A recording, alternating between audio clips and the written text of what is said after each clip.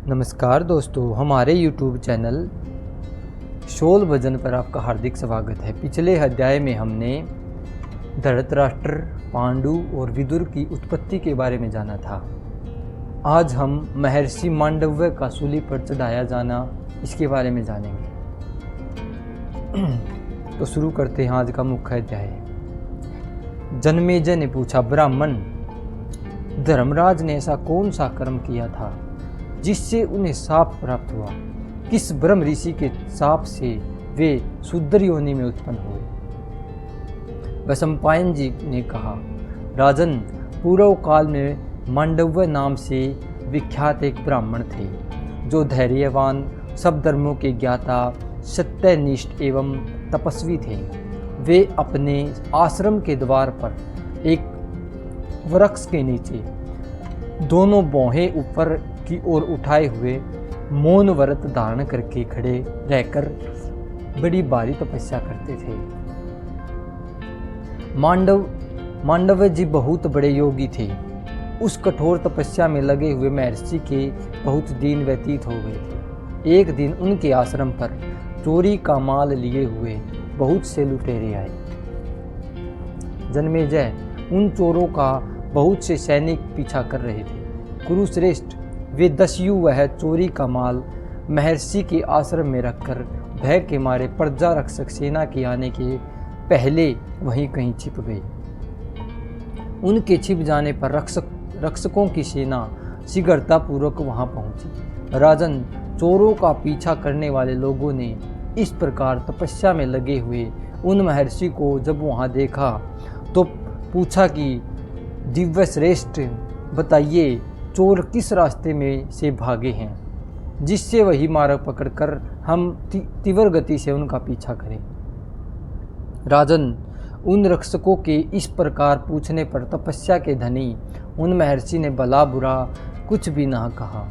तब उन राजपुरुषों ने उस आश्रम में ही चोरों को खोजना आरंभ किया और वहीं छिपे हुए चोरों तथा चोरी के माल को देख भी लिया। फिर तो रक्षकों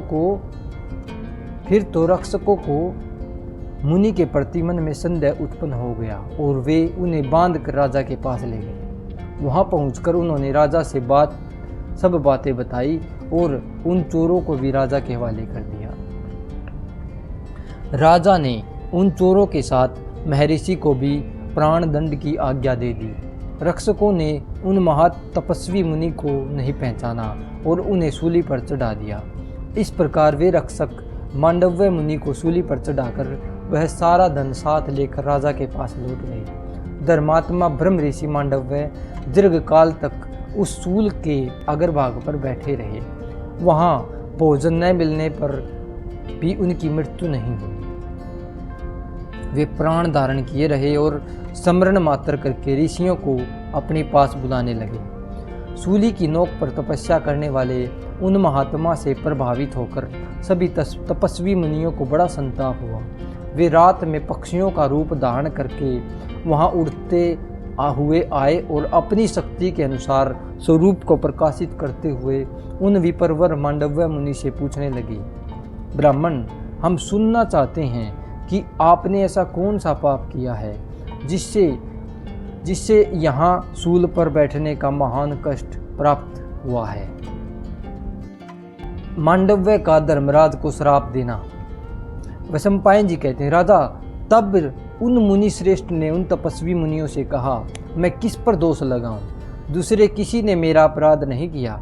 महाराज रक्षकों ने बहुत दिनों तक उन्हें सूल पर बैठे देख राजा के पास जाकर वह सब समाचार ज्यों का त्यों निवेदन किया। उनकी बात सुनकर मंत्रियों के साथ परामर्श करके राजा ने सूली पर बैठे हुए उन मुनि श्रेष्ठ को प्रसन्न करने का प्रयत्न किया।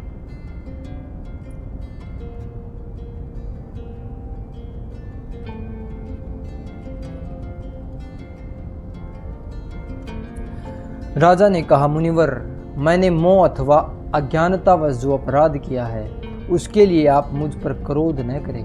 मैं आपसे प्रसन्न होने के लिए प्रार्थना करता हूँ। वैशंपायन जी कहते, जन्मेजय, राजा के यों कहने पर मुनि उन पर प्रसन्न हो गए। राजा ने उन्हें प्रसन्न जानकर सूली से उतार दिया।